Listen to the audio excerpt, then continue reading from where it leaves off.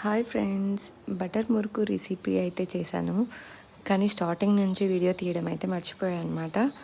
So మీకు starting నుంచి ఇంకొకసారి వీడియో చేసినప్పుడు ఖచ్చితంగా పెడతాను. బట్ ఇప్పుడైతే మిడిల్లో నుంచి చూపిస్తున్నాను, చూసేయండి. ఓకేనా? మనం మామూలుగా మురుకులు ఏ విధంగా అయితే మురుకులు పిండి తయారు చేసుకుంటామో అలా తయారు చేసేసి ఇలా కడాయిలో, అదే కడాయి కూడా చెప్పాను కదండి, క్యాస్ట్ ఐరన్ వచ్చిందని చెప్పా కదా, దాంట్లో బాగా అన్నీ వాటిలోనే చేసేస్తున్నాను అనమాట.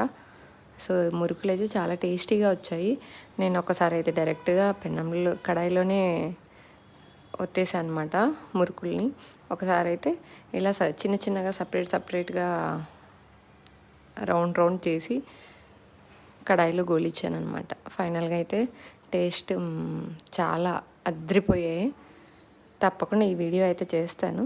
చాలా సింపుల్, తక్కువ ఇంగ్రీడియంట్స్తో చాలా బాగుంటాయి. ట్రై చేయండి ఒకసారి.